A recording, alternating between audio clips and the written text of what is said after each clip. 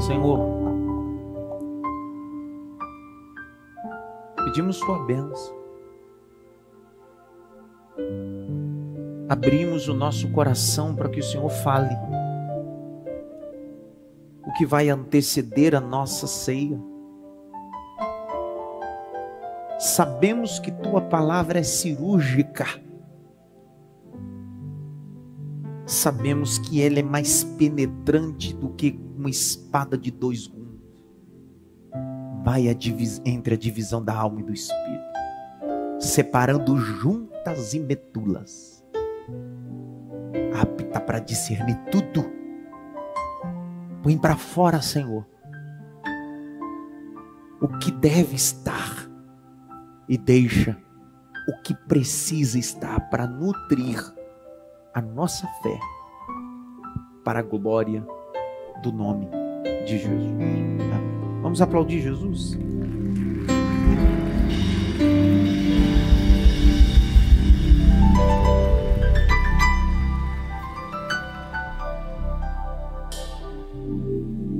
Eu prometo, nosso culto acaba sempre às 20h30, principalmente os últimos domingos eu tenho sido de forma fidedigna, obedecido isso. São 8h07, 8h06. Dentro do protocolo litúrgico, então eu teria aí 24 minutos até a ceia. Então, de antemão, peço a você que me dê um pouco de paciência, que hoje vou utilizar alguns minutos a mais até a cerimônia para que tenhamos, mas penso que não será nada para extrapolar. Primeiro, que a mensagem que tenho não será uma mensagem que costumeiramente vocês têm o hábito. Não vou fazer uma exposição de 1 hora. Não, hoje não. Hoje farei uma exposição de 20 minutos de um sermão. Só que eu não chamo isso de sermão. Hoje eu chamo isso de palavra pastoral. Palavra doutrinária. Hoje eu chamo isso de ajustes.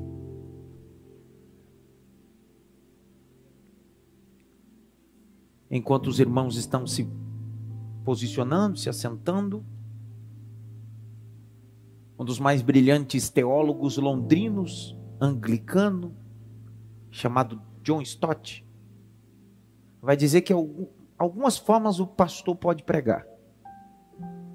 Às vezes o pastor recebe iluminação. Deus ilumina ele. O Senhor diz para ele, essa é a mensagem. Boa. Segunda, aquele sermão pesquisado. O pastor pesquisa, se debruça aos livros e começa a encaixar. Terceiro sermão é o sermão sazonal. O que é um sermão sazonal, Danilo?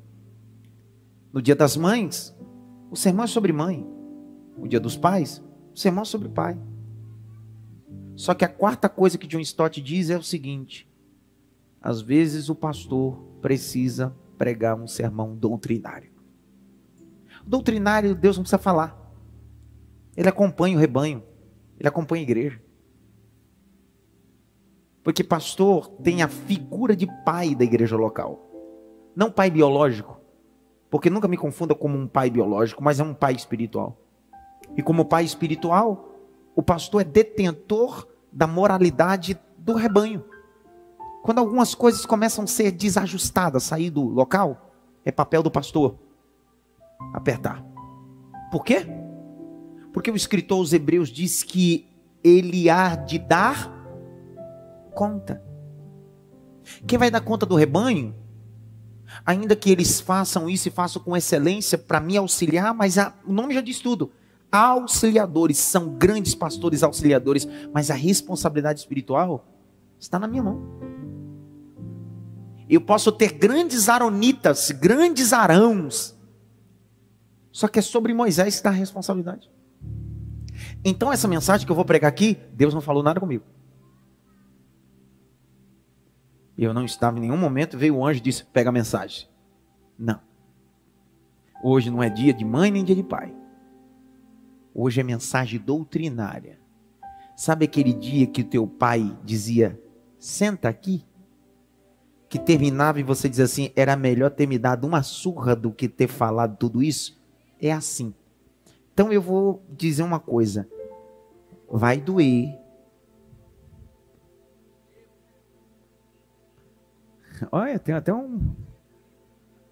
Quem é que está nos visitando hoje? É para vocês também. Cara, você está com a camisa do Corinthians? Essa mensagem é para você também. Para Deus libertar e transformar um São Paulino. Cara, ele vem visitar a igreja e vem me afrontar. Meu Deus do céu, cara. Eu estou falando que a coisa está feia. Mateus 27.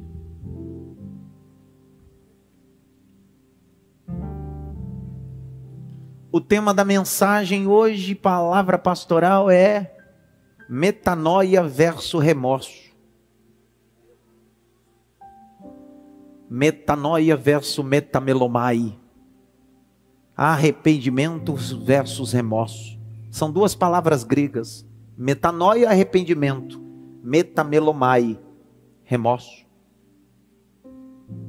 Então grite bem alto. Arrependimento versus remorso.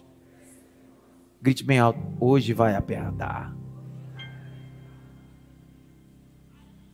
Aleluia mesmo. Aos obreiros que estão na saída dos templos, aí em todas as áreas, nas 3 saídas, não deixe ninguém sair. Se sair é porque está endemoniado, pode pôr a mão na cabeça, porque vai escutar tudo. Eu vou falar até o nome, se Deus me der, claro, a revelação. E chegando amanhã, todos os príncipes dos sacerdotes e anciães do povo, 27 de Mateus, verso 1. Acharam? Eu falei outro texto? Não, falei esse mesmo, né? 27.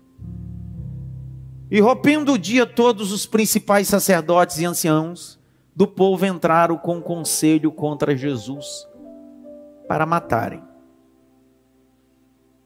E amarrando levaram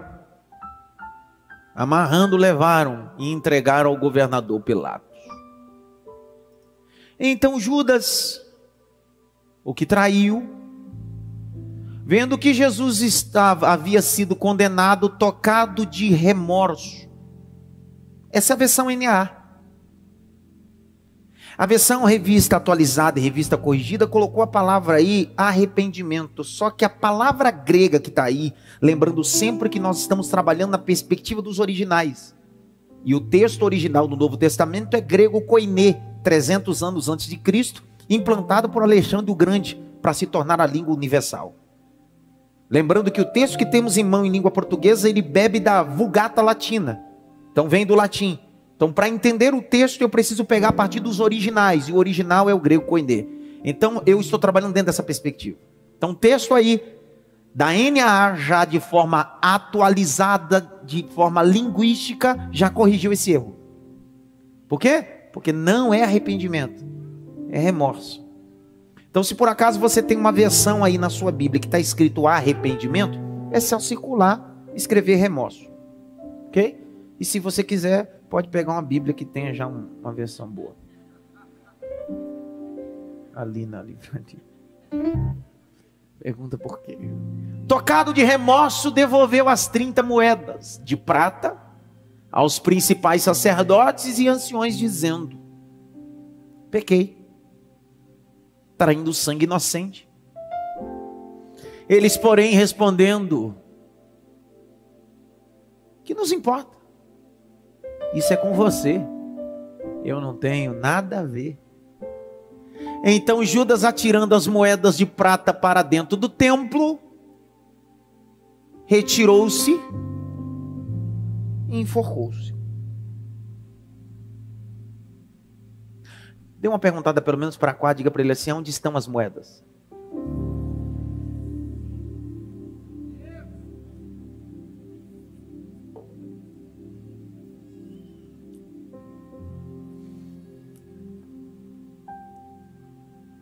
A ceia é o contrato, é o rito, é o memorial entre o cristão e sua divindade.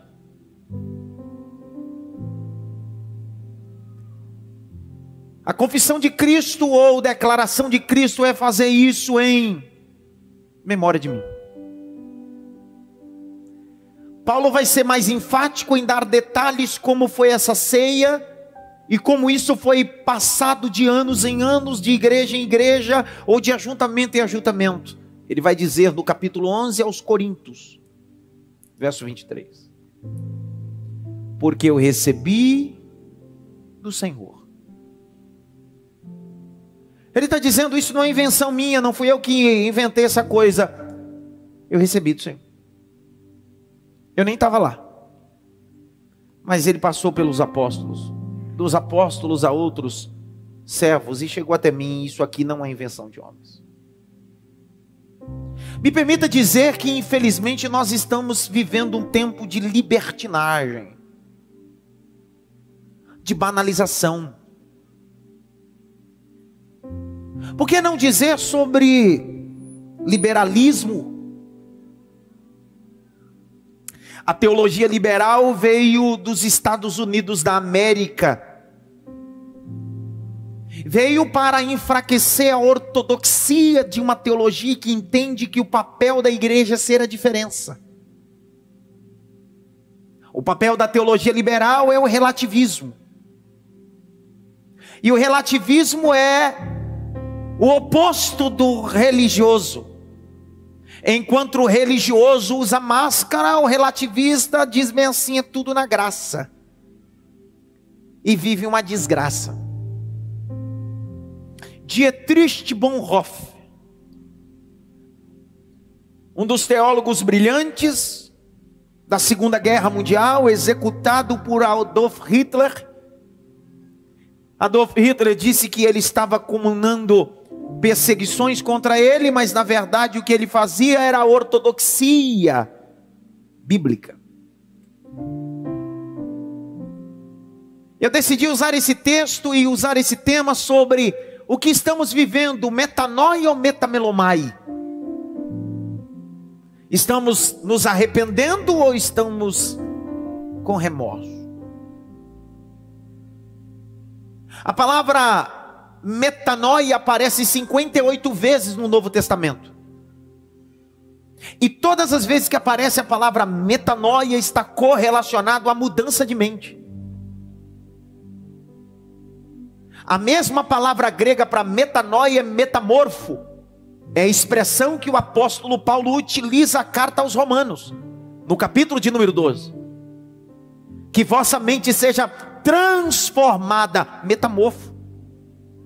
Paulo está utilizando a mesma ideia de metanoia, mudança de mente.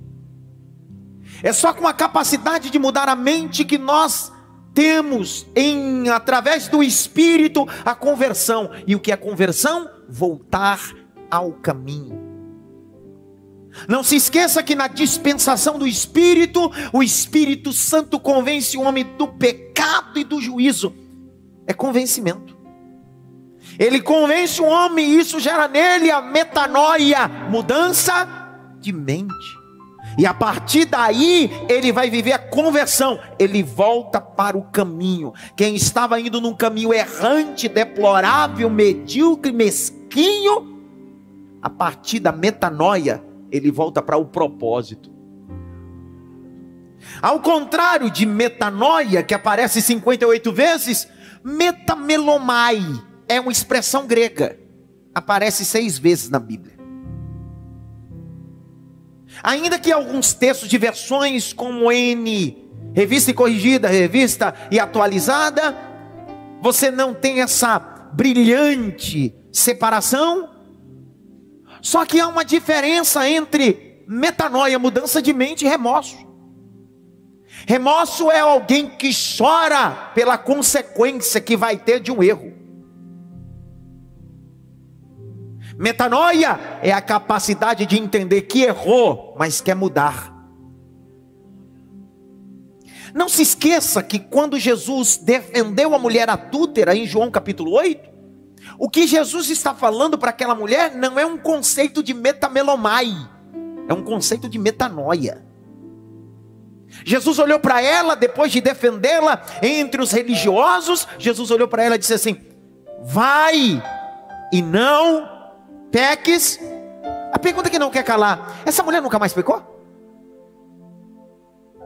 Será que a partir daquele dia ela se tornou alguém que não pecou mais? Com certeza. O que Jesus está dizendo é: eu estou te dando a oportunidade do processo da metanoia, que você pode pecar em outros setores, mas nesse, nunca mais. Você mudou. É metanoia. Metamelomai é alguém que pratica algo, chora mais 10 minutos, pratica de novo, chora 10 minutos, pratica de novo. É um remorso. É alguém que você olha para ele e trata de um assunto doutrinário, moral, ele chora, e quando ele sai dali, ele comete de novo. E é muito fácil sempre culpar terceiros e até o diabo. Pastor, isso é o diabo. É sempre mais fácil culpar o diabo do que assumir que sou um mau caráter. Grite bem alto: metanoia, metamelomai. Nós estamos vivendo um clubinho. Eu chamo esse clube o clube de Judas. Que clube é esse? Eu queria decorrer aqui uns 10, 15 minutos sobre esse assunto e terminar, para que isso possa amassar na minha cabeça e na sua cabeça. Judas foi um homem escolhido. Marcos 3,13 diz que ele está dentro das escolhas de Cristo, e Cristo escolheu quem ele quis. Cristo não predestinou Judas a ser um homem da perdição. Não. Existe uma expressão que foi banalizada, chamada de legalidade. E o diabo age onde tem legalidade. O que é legalidade? Porta aberta.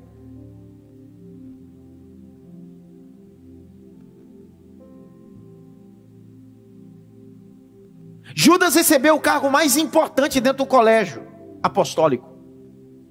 Porque você não confiaria a tesouraria da sua empresa na mão de alguém que você não confia. Detalhe: Jesus nunca tocou em dinheiro. Jesus nunca mexeu com dinheiro. A única pessoa que tinha responsabilidade da bolsa e mexia com dinheiro era Judas Iscariotes. O texto diz que Jesus ia de cidade em cidade, de aldeia pregando o evangelho. E para pregar e anunciar o reino de Deus, Jesus precisava de recursos. E o texto diz que muitas mulheres que tinham sido libertas, Lucas capítulo 8, verso 3 e 4. E muitas mulheres que foram libertas de espíritos imundos e curadas, serviam a Cristo com seus bens. Quando a mulher ou alguém era curado, liberto, na sua gratidão ela entregava bens, denários, alguma coisa. E quem é que administrava isso? Dentro da caminhada evangelística? Judas Iscariotes. Judas Iscariotes era um militante pela sua causa egoísta. Ao longo do tempo ele se envolveu tanto com as moedas que deixou de se envolver com a causa do evangelho. Ei, o evangelho vai ter moedas. No evangelho vai ter câmera. No evangelho vai ter fama.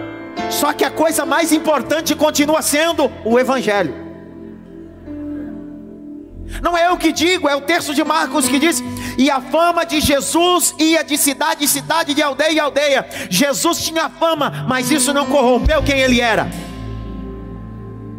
A Bíblia diz que na casa de Lázaro, depois da ressurreição, João capítulo 12, a fama de Lázaro correu por toda Jerusalém, e todo mundo ia para lá, mas isso não mudou quem ele era, amigo de Cristo. Nós precisamos administrar as coisas para não profanar o princípio. Eu estava dizendo ao Lucão e ao Vinícius que o que me vitamina na vida cristã é entender da onde eu vim e qual é a minha missão. Quando nós entendemos essas duas coisas, grite bem alto: meu nascimento, minha origem e minha missão, acabou. Se você entender sua origem, você compreende sua missão. Agora, se você ficar atrás da sua missão, sem saber sua origem, você nunca vai realizar a missão que Deus tem para você. O texto de Gênesis 2 diz bem assim: e criou Deus o homem do pó da terra. Aí o texto diz assim: e pegou o Senhor a quem é que ele formou, e sobrou em sua narina, e colocou no Éden, e disse: governe, missão. Qual é a origem dele? Pó. Qual é a missão dele? Governar. De novo. Qual é a origem dele? E qual é a missão dele? Mas ele só vai governar quando ele entender quem ele é. Porque se algum dia ele se ensoberbecer de alguma coisa, Deus vai dizer: olha para a tua origem. A diferença sua para esse que está no chão é que esse é pó deitado, você é pó levantado. A diferença desse, que esse é um pó deitado que eu não soprei, você é um pó levantado porque eu decidi te soprar. Então não importa o que você governe, se você governa rinoceronte, elefante, leão, gente maior do que você, mas não se esqueça a sua origem, você é pó.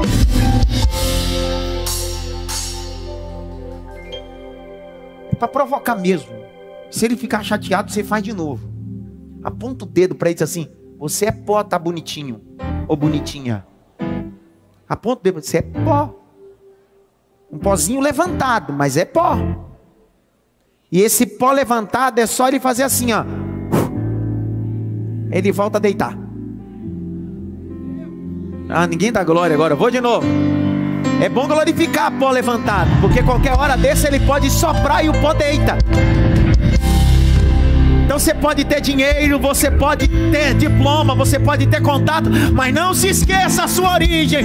Você é pó. E tudo que você está vivendo é Deus que decidiu soprar. Não é mérito, é sopro dele. Levante a mão direita assim, ó, bem alto. Bata pelo menos em 3 mãos assim: você é pó, rapaz.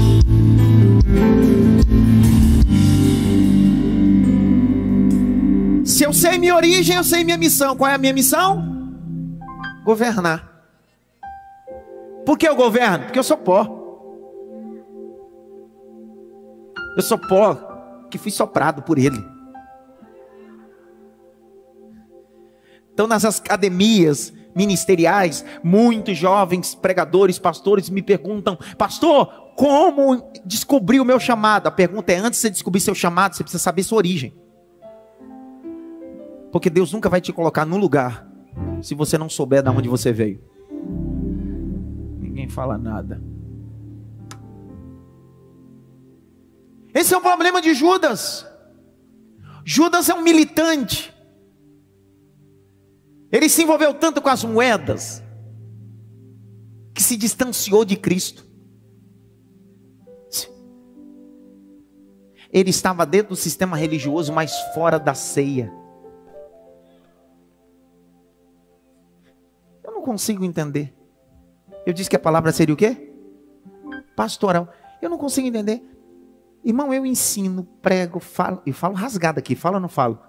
Como é que tem gente que parece que entra aqui, ó, e sai aqui? É ouvido de lagartixa. Já viu lagartixa que ela fica assim?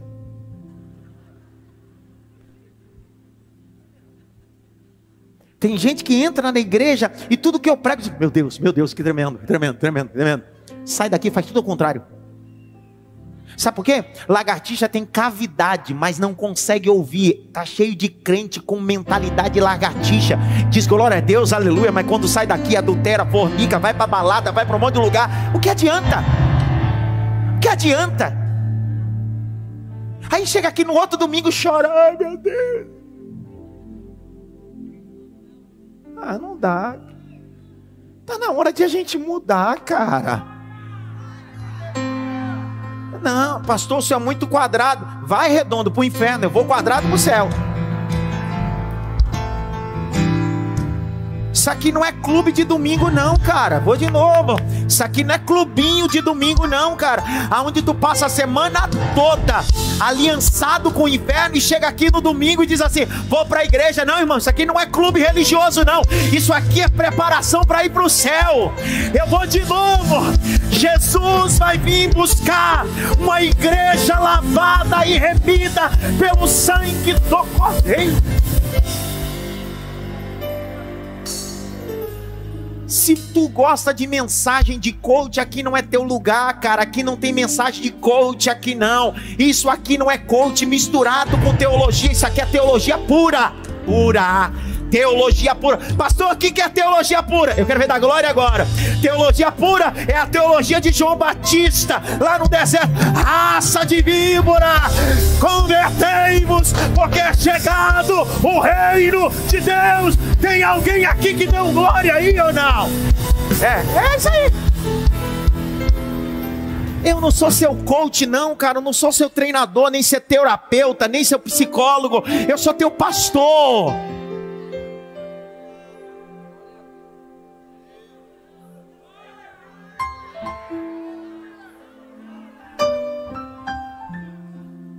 Aleluia. Grite bem alto: arrependimento e remorso. Os dois têm choro. Tanto quem se arrepende, tanto quem tem remorso. Só que a diferença está depois das minhas lágrimas. O que eu faço?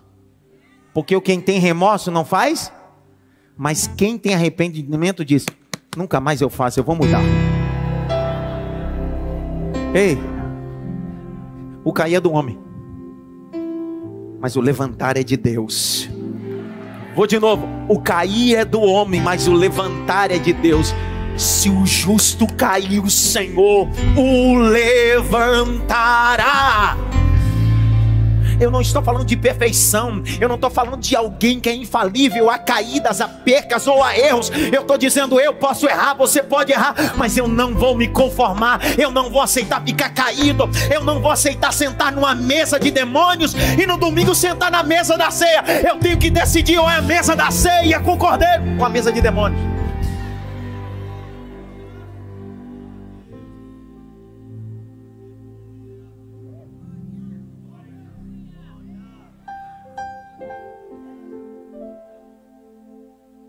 Já que você não vai vir mais, eu vou falar tudo. Nunca mais eu apareço, mas pelo menos você vai para o inferno ciente. Para depois não chegar lá no inferno e dizer assim: por que eu estou aqui, ninguém me falou? E falaram sim.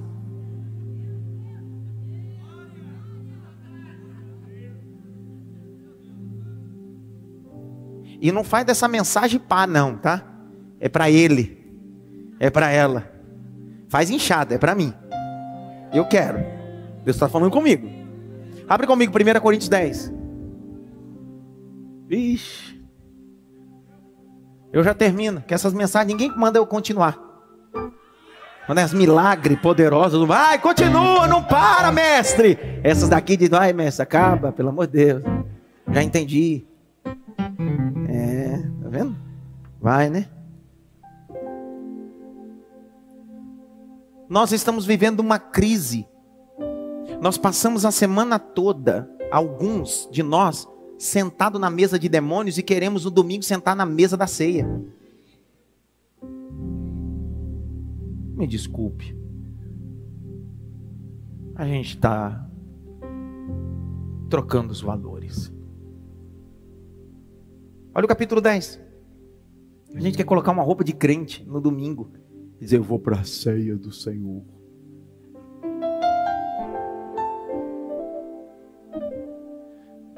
Abriu? Olha para cá, deixa eu falar uma coisa. Só teve acesso para o ambiente da ceia quem caminhava com Cristo. O dono do cenáculo cedeu o cenáculo, mas não teve direito de entrar. Porque ceia não é ambiente para simpatizante, é ambiente para discípulo.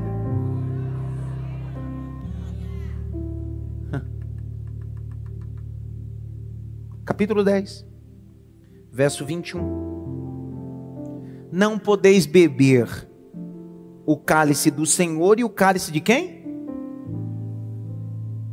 não podes participar da mesa do Senhor e da mesa do quê? Não dá. Não dá. Ou é uma coisa? E a santidade não está na roupa. Vocês sabem que o único dia que eu uso, tudo bem que eu uso terno, agora eu estou usando, mas o dia que eu uso terno e gravata que eu gosto é na ceia. Mas isso aqui não é por nada, não. É porque é um cerimonial. No cerimonial a gente passou tudo chique, cerimonial. Só que isso não define minha santidade. Não define. Porque eu não estou falando de legalismo. Eu estou falando de metanoia, mudança de mente. Presta atenção. Charles Handel Spurgeon, o príncipe dos pregadores do século XIX, dizia que a igreja atrairia o povo pela sua diferença, não pela igualdade. Se a gente for igual ao mundo, que razão tem o evangelho? Se nós nos comportarmos como alguém mundano, como atrairemos eles? Por que hoje nós temos tantas pessoas que estão apostatando da fé? Porque o relativismo tem tomado conta. A síndrome de Judas. Estamos andando com ele, estamos com a sacola de dinheiro, ele está pregando e o outro está em outro lugar. Jesus está curando e ele está preocupado com as moedas. Aí você entende por que Judas, ao longo do tempo de 3 anos e 6 meses no ministério dele, se corrompeu. Porque ele já não ouvia mais a mensagem. No sermão da montanha, Judas não está ouvindo o sermão, ele está preocupado com as moedas. Enquanto Jesus curava, libertava, exortava, Judas estava preocupado com as moedas. Ele estava dizendo, meu lugar é moeda, o negócio é moeda, moeda. Até um dia que ele percebe que as moedas são mais importantes que Jesus. Aí, ele vai vender Jesus. Grite bem alto, vendeu Jesus. Por quantas moedas? 30. Segundo o Êxodo capítulo 21, esse era o valor que era um escravo. Quando um animal escorneava um escravo, esse era o valor que era pago pelo escravo, que o animal havia escorneado, chifrado.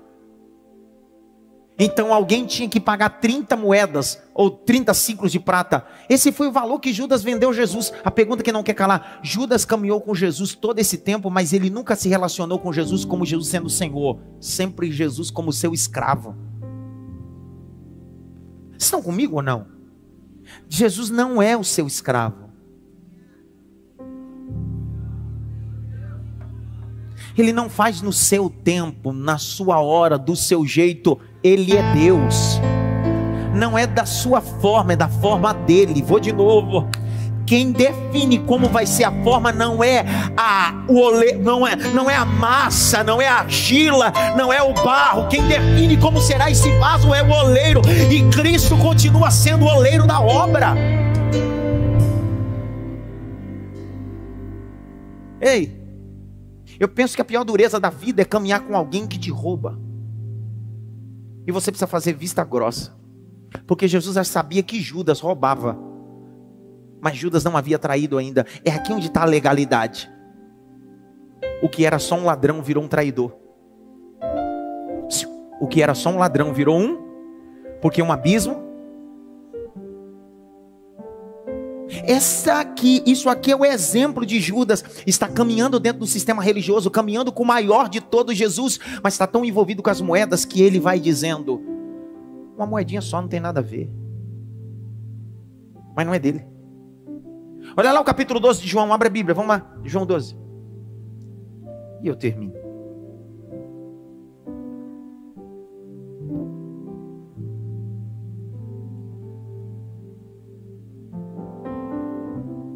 João 12.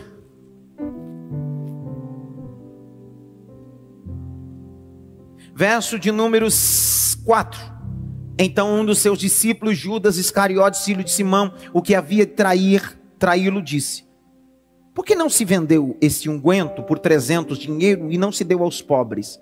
Verso 6.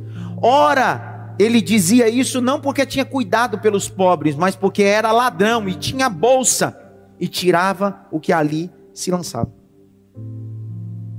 Então antes de ser traidor ele era o quê?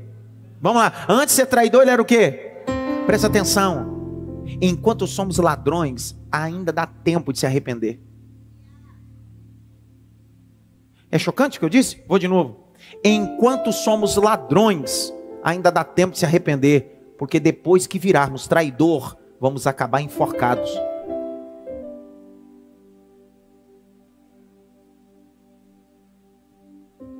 Judas é alguém que tem dificuldade de entender o processo, e o processo é uma metamorfose, é uma metanoia, é uma mudança de mente, é de dentro para fora, não é de fora para dentro. Os dois têm o mesmo sintoma, grite bem alto: metanoia, metamelomai. Arrependimento e remorso geram lágrimas, mas só o arrependimento, depois das lágrimas, gera atitude. Não vou fazer mais. Eu me arrependi. Mudei. O Espírito Santo me convenceu do pecado, do juízo. O processo da conversão na pessoa bendita do Espírito Santo me entendeu isso. Eu não vou só chorar, eu vou mudar. Vou de novo. Eu não quero só chorar, eu quero mudar. E o que o Espírito Santo está dizendo, igreja de Cristo, é: eu não quero ver só suas lágrimas, eu quero ver sua atitude, eu quero ver mudança. Abre comigo em Hebreus, por favor. Capítulo 12, verso 16 a 17.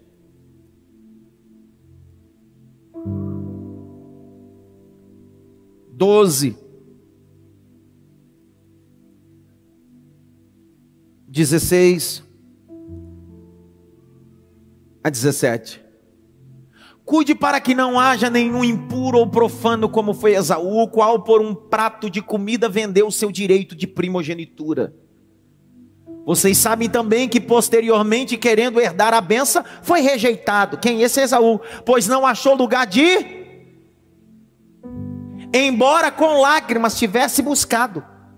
Pergunta que não quer calar: Esaú chorou, sim ou não? Só que Deus não estava olhando para as lágrimas, Deus estava olhando para metanoia. Deus não encontrou metanoia, Deus encontrou remorso, metamelomai. Eu fechei a Bíblia. Termino esse sermão para que saiamos com esse sentimento de temor, de confronto. Que o Espírito de Deus gere em nós, depois dessa mensagem, não remorso, arrependimento. Não preocupado com a consequência, preocupado com aquele que eu feri. Essa é a diferença de um marginal que mata alguém. Ele não está preocupado com o que ele fez, ele está preocupado com a consequência. Isso é remorso. Ei, ao longo de 20 anos, eu já vi muitas lágrimas de remorso no meu gabinete. Eu já vi muitos gritos de remorso no meu gabinete. Eu já vi gente caindo no chão de remorso. Mas sair do meu gabinete e fazer tudo de novo. Mas eu já vi gente chorando, se arrependendo e dizendo: eu não quero entristecer o Espírito Santo de Deus. Eu não quero desonrar minha família. Eu não quero desonrar a casa de Deus. Igreja de Cristo, somos diferentes. Um pedaço de carne, se o sal estiver do lado, ele apodrece. Experimenta pegar esse sal e colocar sobre esse pedaço de carne. Consegue? Você é sal.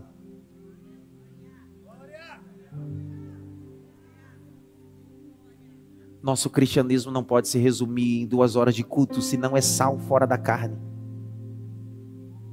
A importância da igreja não são 2 horas de culto. É o que nós fazemos a semana toda.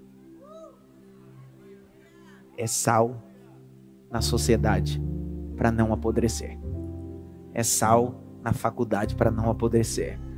É sal em casa para não apodrecer. É sal no trabalho para não apodrecer. Tem alguém aqui que é sal? Tem alguém aqui que é sal?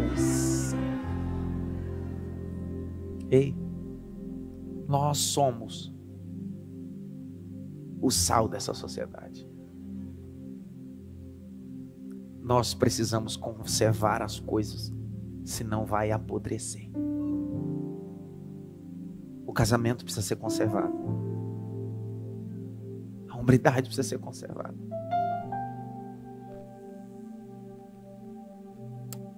Vamos dobrar o joelho. Vamos orar.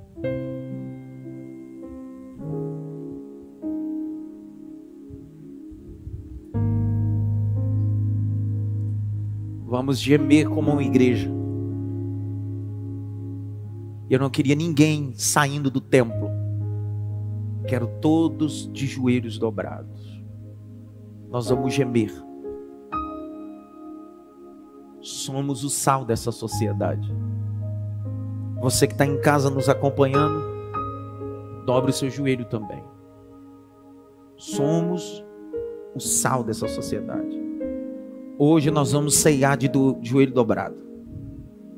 Hoje a gente não vai ceiar em pé ou sentado. Então pegue o seu cálice na mão. Se você não tem cálice, só levante a mão ajoelhado mesmo para que um obreiro vá até você entregar. Nós vamos ceiar de joelhos, clamando a misericórdia de Deus. Porque eu recebi do Senhor o que também nos ensinei. Que Jesus, na noite que foi traído, tomou o pão e, tendo dado graça, partiu disso. Aleluia. Ali Zé Rubens, levante sua mão para que um obreiro possa levar, e você vai gemendo. Só pegue o cálice e vá orando.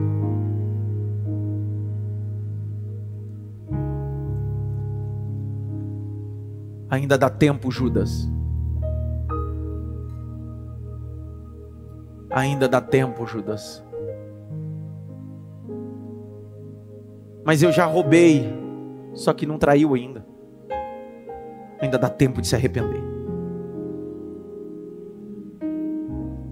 Você é sal sobre um pedaço de carne. É por causa de você que a moralidade vai ser conservada. É por causa de você que não vai apodrecer alguns setores da sociedade. Para alguns, família já está apodrecido.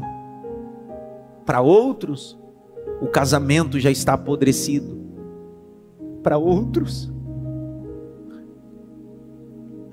a moralidade já não existe mais. Senhor, hoje ceiaremos de joelho, confessando os nossos pecados e pedindo misericórdia. Pedindo a Ti, Senhor, que Tu és o corpo. Tu és o corpo. Pedir a Ti, Senhor, que és o sangue. Não queremos fazer parte de um clube religioso. Queremos ser, Senhor, sal da terra, luz do mundo. Eu sei que é difícil, mas nos ajuda. Nos ajuda, Espírito de Deus. Pegai o pão de joelhos e participai todos em nome de Jesus.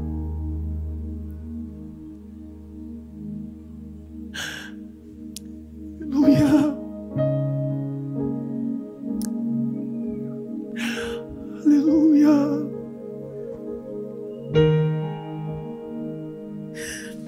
Aleluia. Aleluia. Aleluia. Ai, Espírito de Deus, não queremos ser a geração só de lágrimas. Queremos ser a geração de mudança. é sobre o que eu fiz, é sobre o que eu vou fazer agora. Não é sobre o que eu fiz, é sobre o que eu vou fazer agora, depois dessa palavra. Eu sei, Senhor. Choramagachuramagancho revarábia. Urimikamash, urimikla, zaragamácia. Aleluia. Semelhantemente, depois de cear, tomou o cálice, dizendo: esse cálice é o novo testamento do meu sangue. Fazer isso em memória de mim. Participai todos.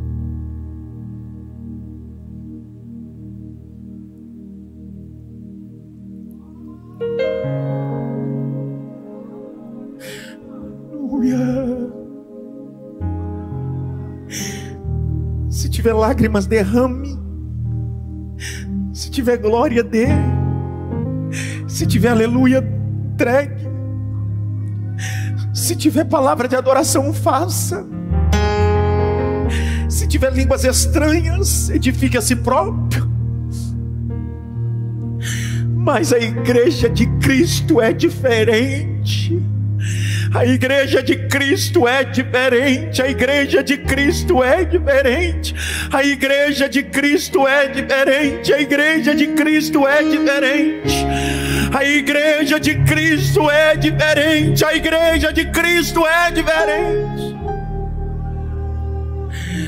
Nós não somos uma prostituta cultural, nós somos a noiva do Cordeiro. Nós não somos uma prostituta cultural, nós somos a noiva do Cordeiro. A noiva do Cordeiro de Deus. A noiva do Cordeiro de Deus. Noiva. A noiva. A noiva. A noiva do Cordeiro. Não dá para sentar na mesa dos demônios e na mesa do Senhor. É noite de abrir mão. É noite de tomar decisões. É noite de tomar vergonha na cara. É noite de dizer: eu não quero o mundo. Eu não quero essa coisa medíocre e mesquinha. Eu quero é Deus. Eu quero Deus. Eu não preciso sair da sociedade para ser crente. Eu sou o sal dessa sociedade. Eu não preciso sair da escola para ser crente. Eu sou o sal dessa escola. Eu não preciso sair dessa faculdade para ser crente. Eu sou o sal dessa faculdade. Eu não preciso sair desse ciclo. Eu sou o sal desse ciclo. Um pedaço de carne que será salgado pelo meu testemunho, pela minha vida. Ecamachandarábia. Há um gemido na igreja. O grito hoje não é de vitória. O grito hoje é de gemido, dizendo: Abba, Pai. Hoje nós estamos vivendo um livro de lamentações. Estamos lamentando, dizendo: ó Jerusalém, por que se afastaste de mim, ó Jerusalém? Por que, ó Jerusalém, esqueceste dos meus princípios? Convertei-vos. Converte-nos. Converte.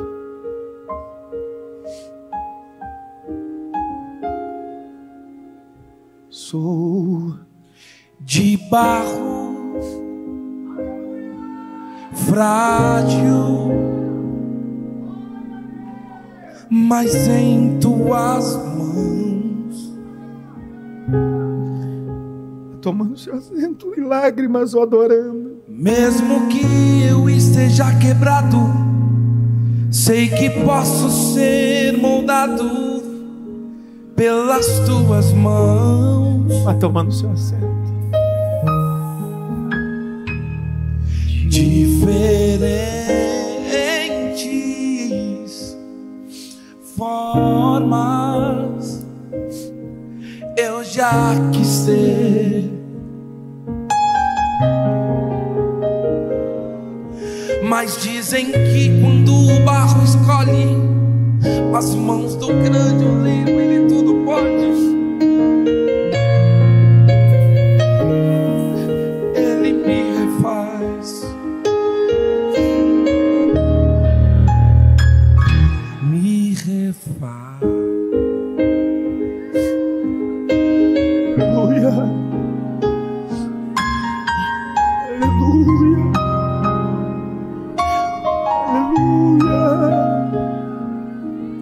Vaso novo eu quero ser, a tua vontade eu vou viver. Me refaz, Deus. Me refaz, Deus. Me refaz, Senhor. Vaso novo eu quero ser, a tua vontade eu vou viver. Me refaz, Deus.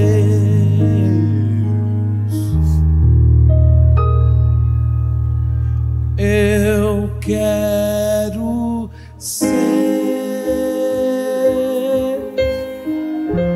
Senhor amado,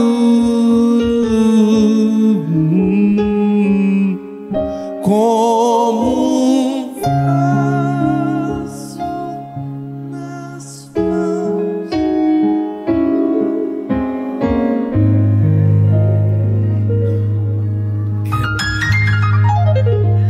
Minha vida e me faça de novo.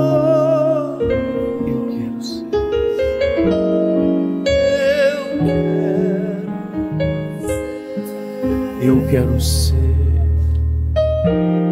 Eu quero ser. O quê?